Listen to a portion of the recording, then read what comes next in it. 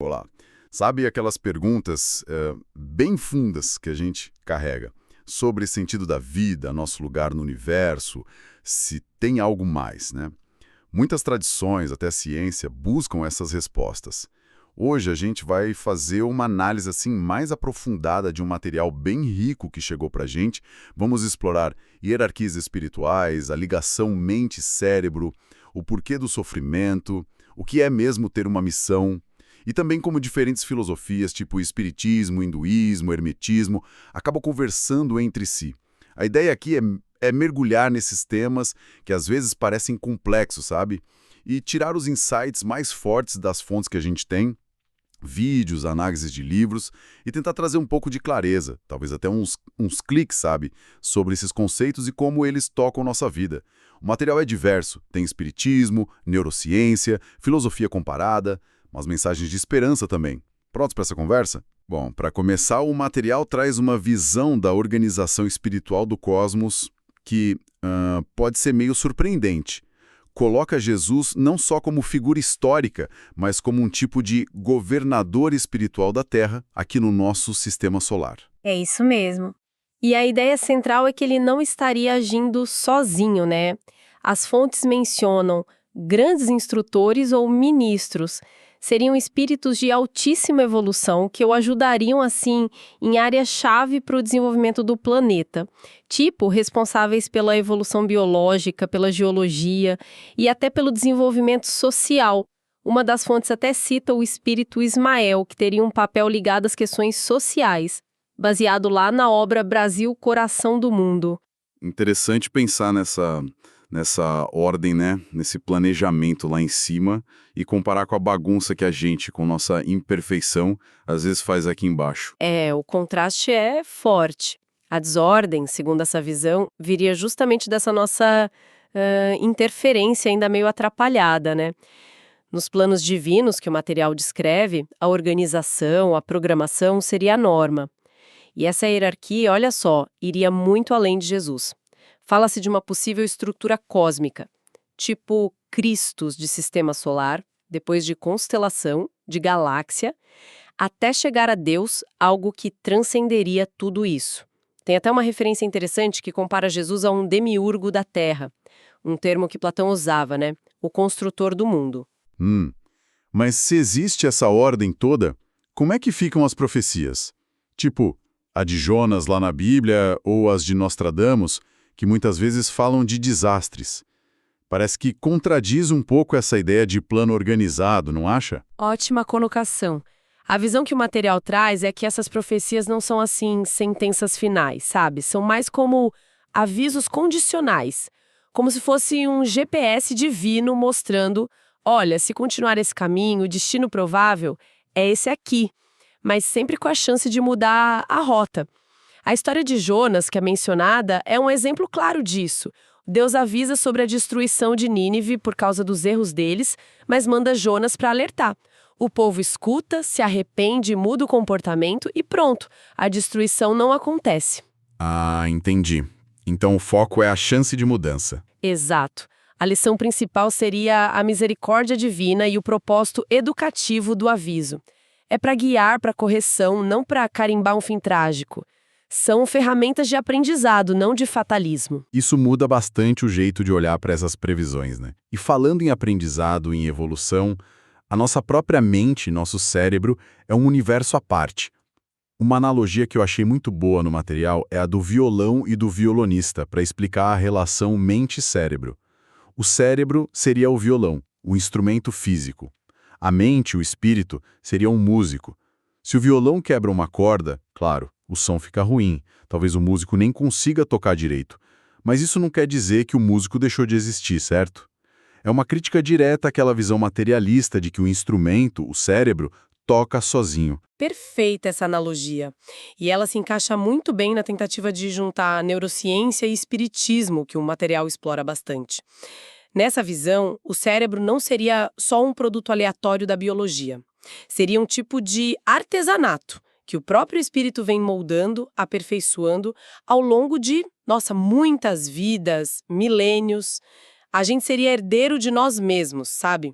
Carregando no nosso cérebro físico as marcas do que a gente já conquistou e também das nossas dificuldades passadas. A evolução, por esse prisma, é vista como uma parceria. O criador dá as leis, a matéria-prima, mas nós somos co-criadores, responsáveis por refinar essa obra, inclusive nosso próprio cérebro. E tem uma metáfora bem visual para explicar como o cérebro funciona, baseada em André Luiz, né? A casa de 3 andares. Você pode explicar para a gente de um jeito simples? Claro, vamos lá. Imagina assim, no primeiro andar, lá embaixo no porão, ficariam as partes mais básicas do cérebro, tipo tronco encefálico, sistema límbico. É o centro do automatismo. Funções vitais, sabe? Respirar, coração batendo, instintos de sobrevivência, emoções mais brutas, hábitos muito antigos. É onde ficam guardadas nossas memórias mais remotas que moldam reações automáticas. Seria o nosso piloto automático, então. Exatamente. Subindo para o segundo andar, a gente teria o córtex, a parte ligada aos movimentos voluntários, às sensações. É o andar da consciência do agora, da vontade agindo no presente. É aqui que a gente toma decisões no dia a dia, aprende coisas novas, forma hábitos novos. É onde a gente planta nossas ações atuais, com mais liberdade. E o terceiro andar? A cobertura dessa casa. O terceiro andar seriam os lobos frontais, a parte mais, digamos, nobre e mais recente na evolução do cérebro. É o centro das funções superiores. Pensar de forma abstrata, planejar o futuro, ter consciência de si mesmo, fazer julgamentos morais, controlar os impulsos e as emoções. Seria a luz da razão, que idealmente deveria coordenar tudo lá embaixo. Entendi a estrutura. E o que seria então a tal da queda que o material menciona usando essa imagem dos 3 andares? A queda, metaforicamente falando, seria como despencar do terceiro andar. É quando a gente perde o comando da razão e da vontade consciente que ficam no terceiro e segundo andares e passa a ser dominado pelos impulsos, pelos automatismos lá do porão, do primeiro andar.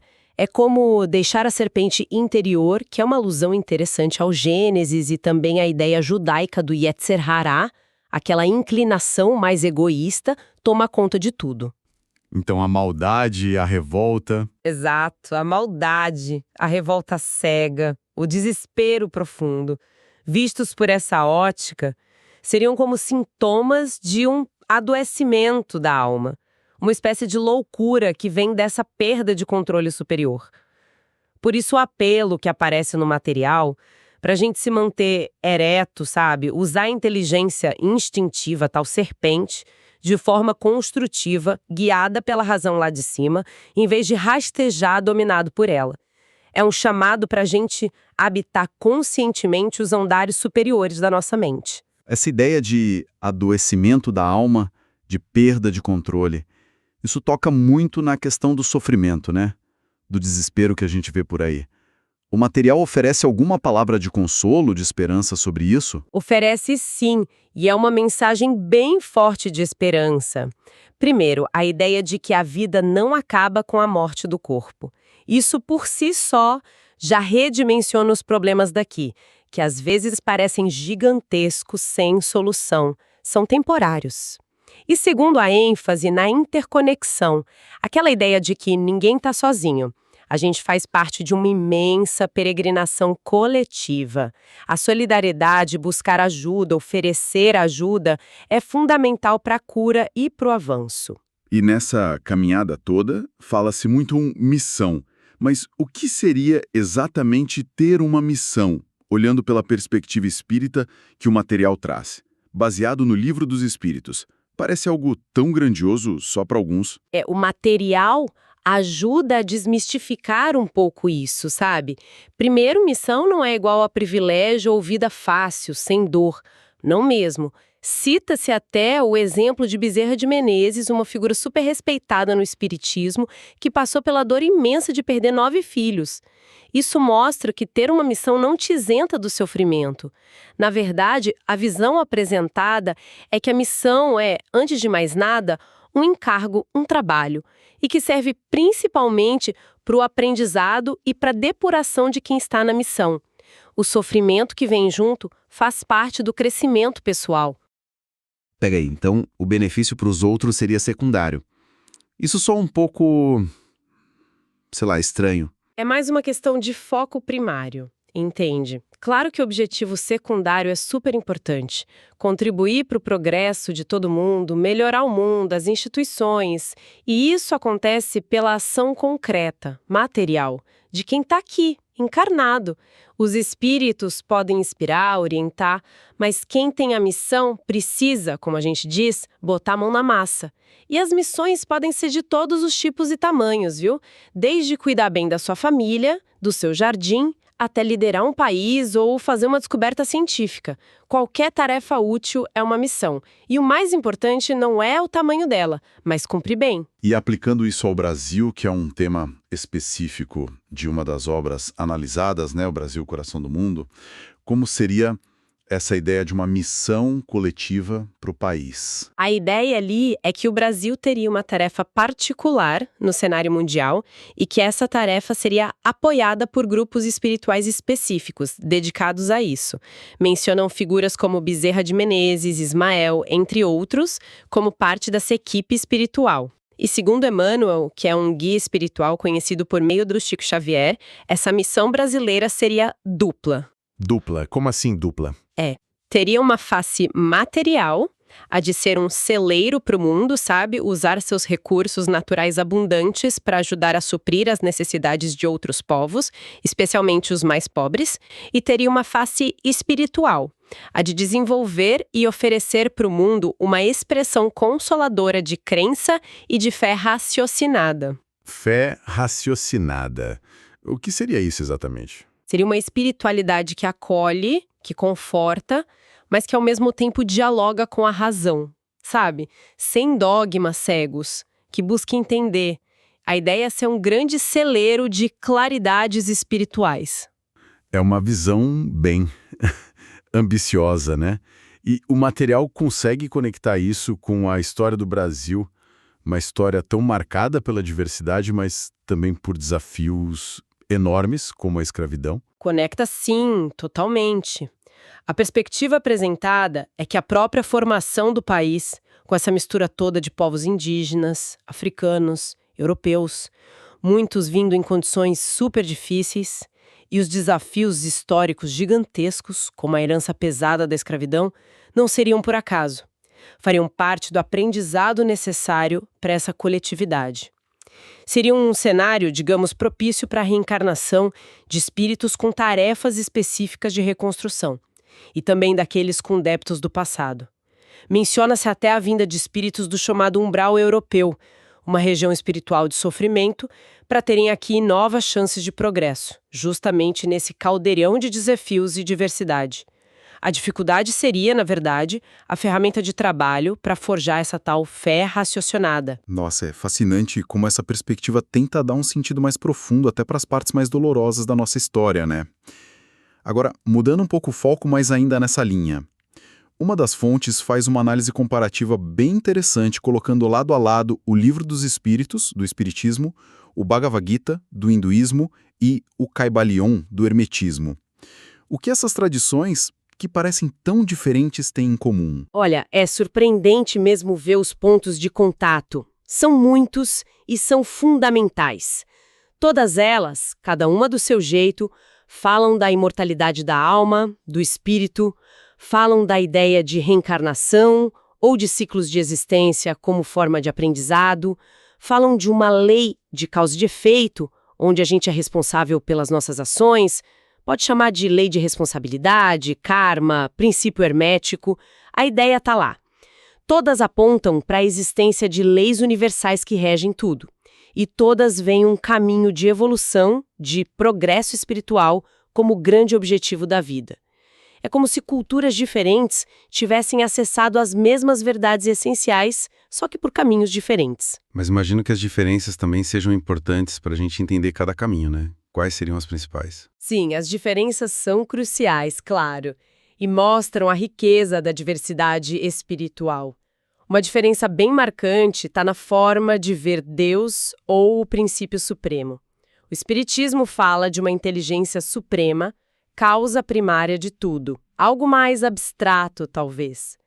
O Bhagavad Gita já apresenta um Deus pessoal, Krishna, com quem se pode ter uma relação de devoção, de amor mesmo, bem intensa. E o Kybalion fala do todo, uma mente universal e pessoal, da qual tudo e todos fazemos parte. E quanto é o caminho para chegar lá, para evoluir? Aí também tem nuances.